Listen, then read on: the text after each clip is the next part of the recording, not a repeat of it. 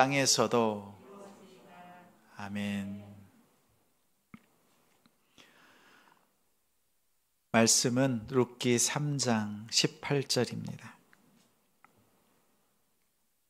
구약 406쪽입니다.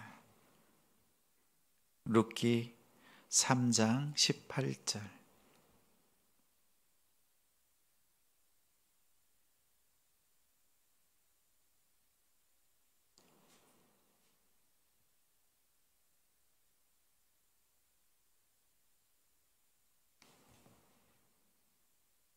함께 읽습니다. 이에 시어머니가 이르되 내 딸아 이 사건이 어떻게 될지 알기까지 앉아 있으라. 그 사람이 오늘 이 일을 성취하기 전에는 쉬지 아니하리라 하니라. 아멘. 쉬지 않으시는 하나님이 보입니까? 쉬지 않으시는 하나님이 보입니까? 라는 제목으로 말씀 전합니다. 한 주간 믿음으로 살아낸 우리 성도님들, 주님의 이름으로 사랑하고 축복합니다. 한 사람을 소개합니다.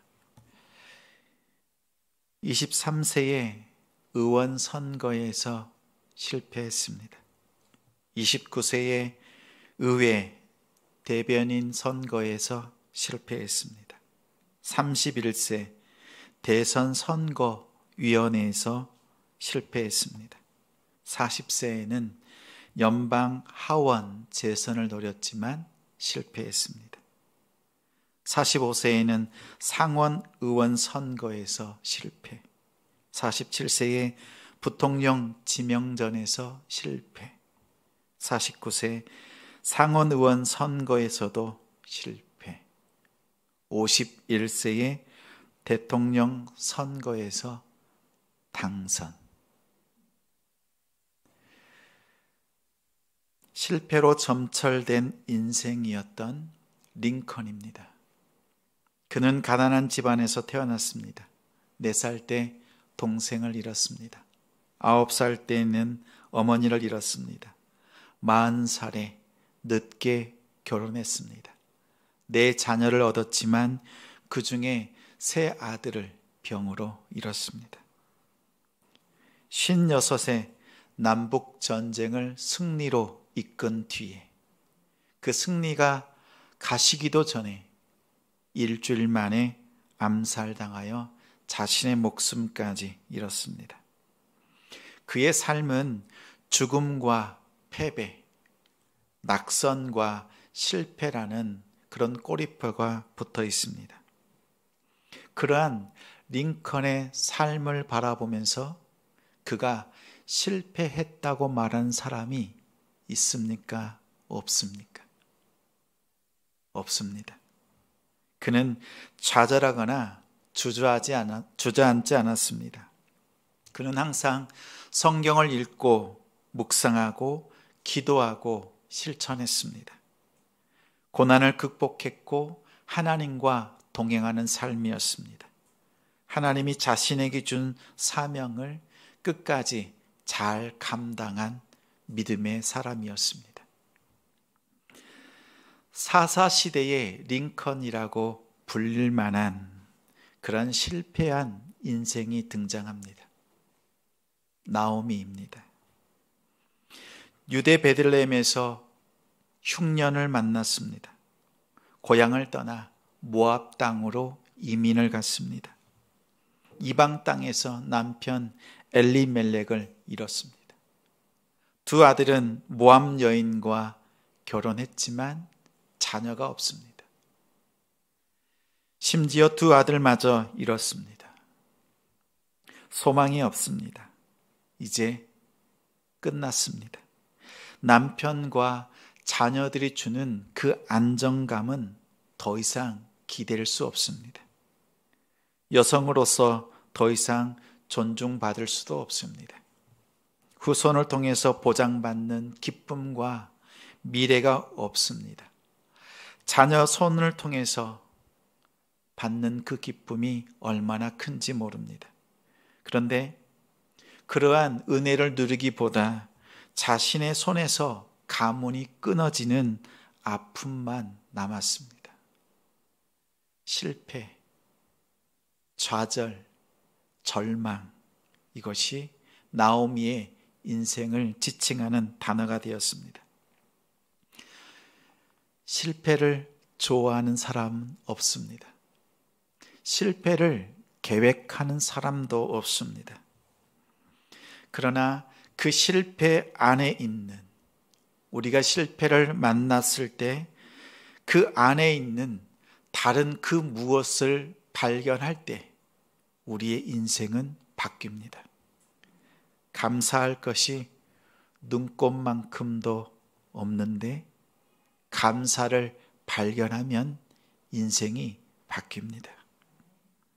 10년 동안 나오미가 겪은 것은 죽음과 절망뿐이었습니다. 나오미의 고통의 시작, 그 이유는 무엇이었습니까? 사람들은 나오미 가정이 예루살렘의 흉년을 만났을 때 그것을 피해서 이민 간 것이라고, 하나님을 떠난 것이라고 말합니다. 베들레헴은 그 이름의 뜻이 떡집입니다. 떡집을 떠났더니 불행이 찾아왔습니다. 떠난 것이 불신앙이라고 말합니다. 그 결과 남편과 두 아들이 죽게 되었다는 것입니다. 정말 이 말이 맞습니까? 만약 모압으로 이민 가지 않았다면 이런 일이 없었을까요? 우리는 합리적으로 질문해야 합니다. 정말 이민 가지 않았다면 이 죽음이 없었겠는가? 모압의 길이 인간적인 잘못된 선택처럼 보입니다. 사람들은 그 길이, 나오미가 갔던 그 길은 믿음의 길이 아니라고 말합니다. 그러나 나오미의 고백을 통해서 그 안에 다른 무엇을 우리는 발견합니다. 룻기 1장 20절, 21절에 보면 내가 풍족하게 나갔더니 여호와께서 내게 비어 돌아오게 하셨느니라. 여호와께서 나를 징벌하셨고 전능자가 나를 괴롭게 하셨거늘 나를 더 이상 나오미, 기쁨이라고 부르지 말라. 나를 마라, 괴로움이라고 불러달라고 당부합니다. 전능자가 나를 심히 괴롭게 하셨다라고 그렇게 말합니다.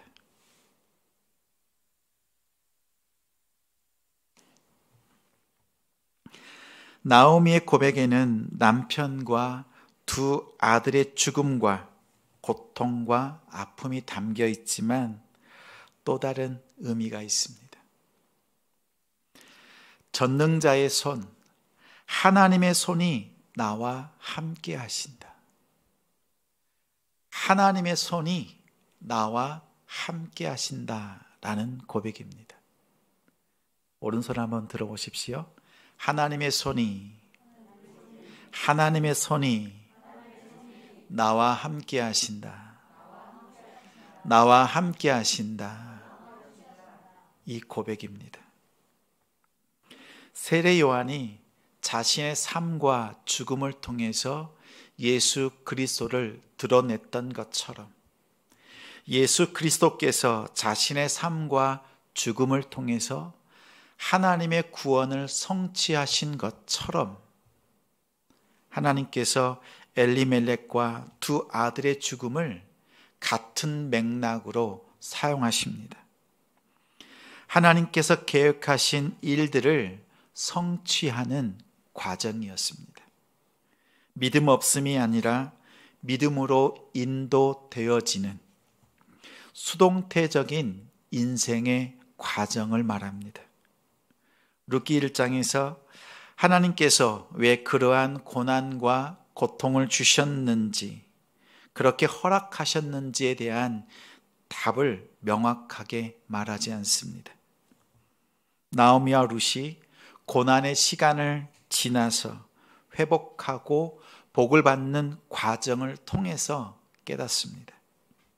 마찬가지로 우리 인생의 의미도 하나님의 시간이 지나야 합니다. 고난의 원인, 그 원인은 안개 속에 있습니다. 그러나 곧 태양빛 아래 드러납니다. 그렇기 때문에 조심해야 합니다. 지금 우리에게 주어진 상황만 보고 쉽게 말해서는 안 됩니다. 여러분의 삶 속에 원망, 불평, 교만, 원, 불, 교, 이걸 조심하라고 말씀드렸죠. 이스라엘 백성들은 마라의 쓴물 앞에서 원망했습니다. 하나님께서 바로 그 옆에 오아시스, 종려나무가 있는 엘림을 준비하셨음을 모르고 원망했습니다. 불평하지 마십시오. 곧 엘림입니다. 지금은 이해되지 않지만 믿음으로 고백하시기 바랍니다. 잘 될 거야. 복 주실 거야. 부흥할 겁니다. 이러한 막연한 기대 말고요. 믿음의 고백이 필요합니다. 모든 것이 다 끝나고 마지막 때에 깨닫고 난 뒤에 하나님께서 함께 하셨구나 라고 고백하는 것도 아름다운 고백이지만 고난의 과정 가운데, 그 과정 가운데서 쉬지 않으시는 하나님의 손이 나와 함께 하신다 라는 이 고백은 정말 값진 고백입니다. 이러한 고백을 할 수 있는 사람 많지 않습니다. 작지만 예배 가운데 하나님의 임재 안으로 들어가고, 적지만 오병이어를 드림으로 하나님의 기적을 체험하고, 하나님이 지금도 쉬지 않고 일하시는 곳, 응답하시는 곳이 바로 이곳입니다. 바로 이 예배 시간입니다. 우리는 과정 가운데 있습니다. 쉬지 않으시는 하나님을 바라보면서 믿음으로 고백하는 성도가 됩시다. 모든 것을 잃었지만, 소망이 없다고 생각했지만 하나님이 주신 것이 있습니다. 생각해 보십시오. 다 잃었다고 생각했지만 하나님께서 여러분에게 주신 것이 있습니다. 나오미는 며느리 룻을 얻었습니다. 모압 여인 룻이 시어머니 나오미를 따라 베들레헴으로 왔습니다. 어머니가 가는 곳에 나도 가고, 어머니가 죽으시는 곳에 거기서 나도 죽고, 어머니의 백성이 나의 백성이 되고, 어머니의 하나님이 나의 하나님 되십니다. 룻기는 이 고백으로 시작합니다. 룻은 시어머니를 봉양하기 위해서 우연히 보아스의 밭으로 들어갔습니다. 보아스는 나오미의 남편 엘리멜렉의 그 가문에 유력한 재물이 많은 사람이었습니다. 그가 나오미 가문에 기업 물을 자 고엘이라는 사실을 알았습니다. 이스라엘 사회에서 기업을 무르는 자, 고엘이라는 뜻은 가까운 친족이 당하는 경제적인 손실이나 단절된 혈통, 또 부정한 재물을 대속하는 값을 대신 지불하거나, 또 의도적인 살인을 당했을 때 복수하는 것으로 대신 갚아줌으로 친족의 고통을 덜어주고 그 삶을 회복시키는 의미가 있습니다. 이것은 하나님의 명령입니다. 한 가문의 기업 물을 자가 된다는 것은 엄청난 사랑과 희생이 따릅니다. 고엘의 책임은 경제적으로, 또 육체적으로 또 시간적으로 희생이 따릅니다. 우리 성도님들에게는 이 고엘의 사명이 있습니까? 누군가의 경제적인 어려움, 육체적인 고통, 종교적인 아픔을 품고 그 고통으로부터 벗어나도록 중보하는 사람이 있습니까? 그 한 사람을 구원하기 위해서 섬기는 그 열심이 여러분 가운데 있습니까? 세상의 기업들도 사회적인 책임을 다한다는 슬로건을 내겁니다. 믿음의 기업들, 믿음의 사람들은 일터에서 복음의 책임을 다하는 사람으로 살아내야 합니다. 나오미는 부지깽이처럼 타담한 나무 토막과 같은 아무 소망 없는 며느리 룻을 통해서 일하시는 하나님을 보았습니다. 기업 물을 자 보아스를 통해서 가문을 회복시키시는 하나님을 깨달았습니다.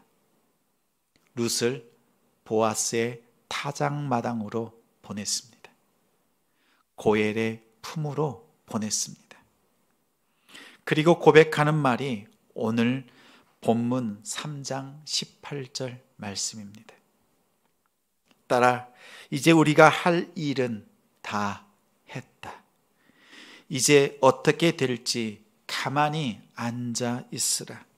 보아스가 고엘의 사명을 다 이루기까지 쉬지 않으리라.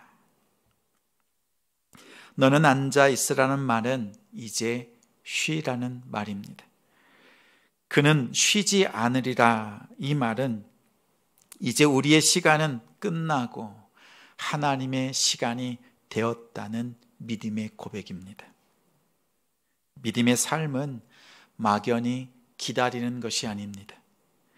내가 할 일을, 그 일을 최선을 다해서 감당하고 그 다음 하나님의 일을 기다리는 것입니다.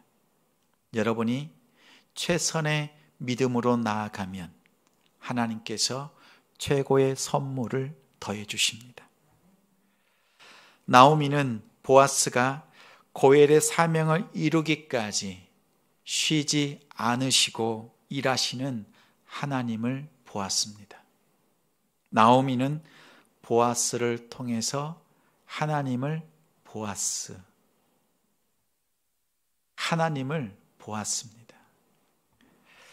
여러분의 삶 속에 쉬지 않으시는 하나님이 보이십니까?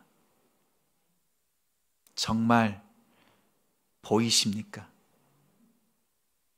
다시 한번 묻습니다. 정말 보입니까?